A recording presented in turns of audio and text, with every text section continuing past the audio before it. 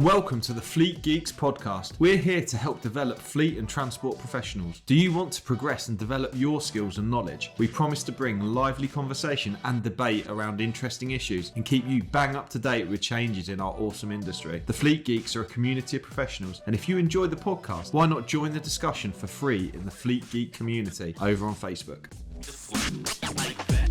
Excellent, and we're live, John. Hello everyone there over on LinkedIn and on Facebook as well. We're live on LinkedIn and Facebook. I've just realised that you can see Scrabble and Pictionary in the back of my home office, which is always good. Have you noticed those, John, in the back there? I have, yeah. I'm joined today by Mr. Bagley. I'm joined today by Mr. Bagley from Compass Transport Solutions. John, how are you? Are you able to introduce yourself for people who are watching? Yeah, I'm great. Thanks, Pete. Yourself. Morning, everybody. I'm founder of Compass Transport Solutions, and we basically offer driver CPC training through the Flagship Consortium transport consultancy. Awesome, John. And the reason for the live today is I wanted to make watchers and listeners aware, if they've thought about running their own driver CPC training, there's a course coming up next week on the 7th and 8th of February. There'll be other courses later in the year, but that will allow people to do the train the trainer. This is a process you went through recently as you launched your driver CPC training offering, John. And I'm interested to know, how did you find that training, John, for the train the trainer? What was that like? Yeah, so I did my 2-day course back in August last year now, so a good few months back, and the training really good. Give us an overview of all the courses, how to deliver, but also how to deal with different scenarios that might come up in the courses, different questions, and essentially how to deliver a good CPC course, because there's a difference between a CPC course and a good CPC course, as we all know, and yeah. Give me the confidence and the skills needed really to go and deliver a CPC course that was actually engaging and fun for people. Yeah, absolutely. And how have you found, off the back of delivering that training, or receiving that training, how have you found actually going out and delivering your own driver CPC? How's that going for you as added to your existing consultancy work that you've been doing? So I'm a lot busier than what I thought I would be. Which is always a good thing. I think January alone, I've probably done maybe 10 or 12 courses, which is really good. I think for me, it's about getting it out there. And initially, as you start, the first one or two can be a little bit daunting, but actually, once you get them under your belt, you get that confidence. And I'm pleased to say as well that nobody's fell asleep in any of my courses yet, so that's a bonus. I keep a little log, and I think I've delivered CPC now since August to over 150 people individually. So, oh, wow. So it's going well. Yeah, good. So that's really interesting, mate. To be fair, so you are living by the Flagship no snore guarantee, which is good, right? So You've trained 150 people now. How have you found that? Because, like you say, some people find training driver CPC or the prospect of training driver CPC a bit daunting. Now, I know you've done a lot of training on behalf of Flagship as well, and that has had excellent feedback. You know, you've been getting fantastic feedback for your training. So, tell me a bit more about how that was when you felt probably nervous at first and sort of built up on that. Yeah, obviously the first course, and even now before going to a course, especially if it's a new customer or a new bunch of delegates, I still feel a little bit nervous because you know who's in the room as well, and how they're going to take it. But I think for me, it's a case of straight away setting the ground rules out, asking everybody what they want to get out of the course as well, because some people might have trouble with, let's say, manual entries, or some people might have trouble with the load security. So it's all about finding out what they want from the course to make it engaging, and actually so they take something away from it as well. And so that's sort of how I'm working. Yeah, absolutely. Yeah. So I think you raise a really good point there, John, and that is with training, and the thing I train the Flagship trainers on is that at the outset is where you set all the expectations around the course itself. So how you expect people to interact with the course, how they're going to behave, but also like what they want out of it. Because if you can start to capture what other people want out of it. Now, Driver CPC in itself has been seen as a bit of a dreary subject for people. It's mandatory training. Some people just don't want to engage in it, so it can seem a bit tricky. But actually, by setting a stall out early, by setting expectations in the class and saying, look, I know that I can deliver value or I can help provide you answers on this area. Let us know what you're interested in. I think that's a really good starting point, John, to be fair. What's been, in your experience, what's been the best thing to train? What have you found is adding the most value for drivers at the minute? What's their sort of biggest issue? So I always tried to stay away from the 7 hours drivers hours and tachographs initially, and I was teaching the modular courses where it's 2 different courses, split it up a little bit. But then I did a driver's hours and tachographs at the beginning of January, and from the outset the company said we struggle with manual entries. So then in that aspect we used the vehicle that was on site, did the manual entries, so I quite enjoyed that. But one of the other ones that I enjoy doing is protecting the operator's license. Because essentially it gives drivers that overview of just how responsible they are for their part in protecting the operator's license, which helps companies no end as well. Hello, it's Shani from Flagship Partners. We are really proud to sponsor the Fleet Geeks podcast. If you need expert advice or training for your fleet business, make Flagship Partners your first choice. We are really excited to announce the launch of our Transport Manager Academy. With expert development for fleet leaders, we offer fully accredited initial Transport Manager CPC training, CPC refresher, and operator license awareness training, as well as mentoring, support, and professional development beyond the qualification. Our vision is to develop elite fleet professionals. Yeah, sure. One of my favourites is drivers' hours and tachos. I really enjoyed delivering that as well. So, aside from drivers' hours and tachos, what's your next favourite course, John? What's one of the other favourites you enjoy training? I'd probably say protecting the operator's license and safe and defensive driving, because the two of them go hand in hand. Okay. Keep a little bit of touching on vulnerable road users, but also the protecting the operator's license covers everything. Driver's hours, safe loading, walk around checks, everything that the driver should be doing to play their part in keeping a compliant operation as well. Yeah. Oh, awesome. That's really cool. And so you reckon you've run 12 courses in January? How many have you got scheduled for February? For February, I've got 4, 5, 6, about 10, I think, for February as well. Wow. Just looking. So it's a good heading into 2024. There's no better time to sort of start delivering driver CPC training when there's a mad rush for it. A lot of people have left it. Yeah. A lot gauging from drivers that I've spoken to. A lot of people left it because they were deciding that they were going to retire when the card runs out, but now they've decided that actually they don't know what they're going to do.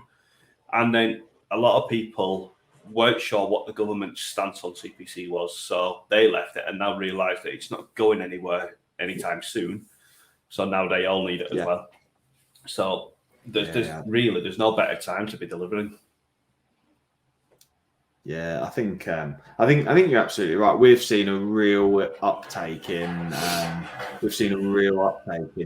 for driver CPC. Like we're struggling to like get trainers for all the courses. Like I think pretty much every weekend we've got 3 or 4 courses on. So there's I guess the incentive for people watching, if they're interested in starting their own centre, is not only can they start their own business, but there's also an opportunity to do there's an opportunity to help support us as well for those trainers that meet a high standard. Flagship Partners are going to be able to offer some subcontractor opportunities as well, which is a good thing to do. John, how have you been finding the travel? Because I know you've been travelling from up to north down to do a few of the CPC courses. How are you finding that on a Saturday? The thing was with me, I like having that time in the car. I like having a bit of time, certainly before the course. Like if I'm traveling an hour, 2 hours away before a course, it gives me a little bit of time in my mind to run for everything if I not, because I know all the courses now off by heart. So it gives me a little bit of time to sort of plan it out, how it's going to go. And then the traveling afterwards gives me a bit of decompression time as such, instead of just doing a CPC and being home within 5 minutes, and you're not really getting any time to sort of empty your mind and stuff either. And there's a lot of podcasts that I've been catching up on as well. So. Oh, that's good to hear, mate. So I had a quick question actually around. Oh man, it's gone. I had a really good question then. What were you saying? Just go again. I've just had a mind blank. You were just saying about having time in the car. Sort of, having that time in the car to decompress and plan the day ahead as well, but also decompress on the way home as well, instead of just leaving a course and straight home within 5 minutes and to the hustle and bustle of family life. Got you. I've remembered what my question was now. Thanks for helping buy me a little bit of time whilst I think about it. So people who are thinking about doing driver CPC, they're often very nervous about getting audited by what was JALT and is now the DVSA. Have you been subject to having a course sat in on by an auditor? I have, and it was my second ever course actually. It was my second ever course, and it was on Zoom. So I logged on August bank holiday weekend on the Saturday. Logged on, and I saw when I logged on that the auditor was already in the waiting room. So I was a little like, oh, actually, sort of threw me a little bit. Let him into the waiting room, had a little chat with him, and essentially he said he was just going to sit there on mute, camera off, and he was just going to be looking at what we were delivering and how I was delivering it. Now, he said obviously in the first break he'd have a little catch up with me, and 2.5 hours later, he was happy that there was no concerns. I didn't need to do anything differently to what I was doing. And I think in his words, it was a case of it was hard to believe that it was only my second ever CPC. So sort of not to blow my own trumpet, but I passed that flying colours really. And there was no continuity points or action points to follow up with, which was great. Fantastic, mate. I think that's a great result, particularly for your second ever session, first audit, second session, to get great feedback like that.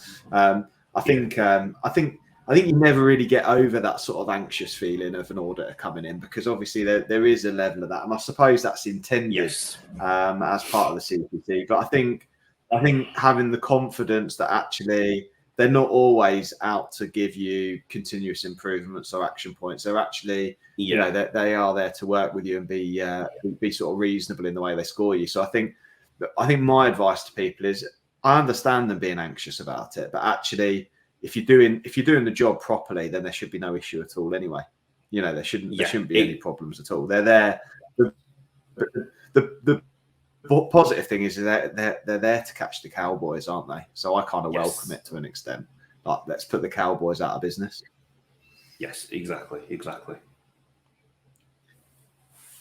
Yeah, good, mate. So, what's the next thing now that you've got confident with running the driver CPC? Have you got any plans for your further progression job?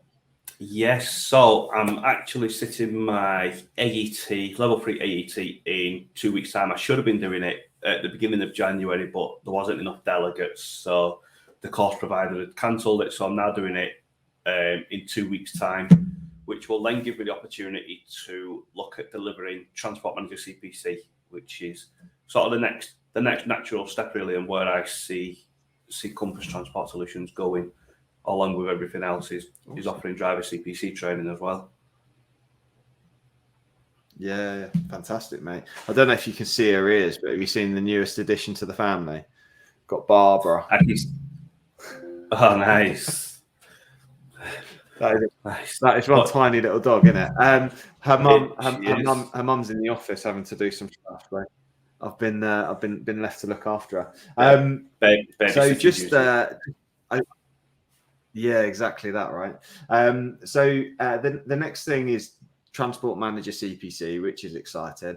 And then we've also been discussing about reintroducing. So if people are watching this or listening to this and they ever attended the Fleet Geeks networking, we had we had stopped it, hadn't we? Because we hadn't had the capacity to be able to offer that anymore on the last Wednesday morning. But we're looking at restarting that, John, aren't we? You're going to be looking at doing that in the coming future. So do you think you'll be available to run it in February? Yes, definitely. Last Wednesday, yes, I can. Yes, I do that. Yes, Wednesday and Friday, and then hopefully go forward. And it was always good to have an hour catch up with transport professionals across the industry and pick up on some of their challenges and experiences as well.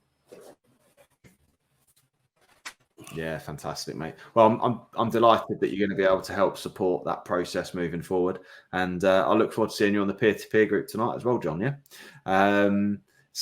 Thanks for joining me for this live, and I hope those listening have found it useful. Please do listen back if you've thought about running Driver CPC training. Certainly have a watch. We're running a course at Flagship on the 7th and 8th of February next week. We have some spaces left, a couple of spaces left if you're interested, or if you want to find out more about courses coming up in the future, please do find out about those. But we are, there's a huge demand for Driver CPC this year. There's a real good opportunity to start getting set up. So, John, thanks for coming and joining me. Really appreciate it. And I'll catch you guys on the next one. So thank you very much and see you in a bit. Take care now. I hope you enjoyed today's episode. If you did, please share with your friends and colleagues too. Join us for free on Facebook with the Fleet Geeks community for transport and fleet managers. Fleet Geeks offers ongoing professional development, networking and mentoring too. So get in touch with me, Pete Rushmer, on any social media platform to find out more.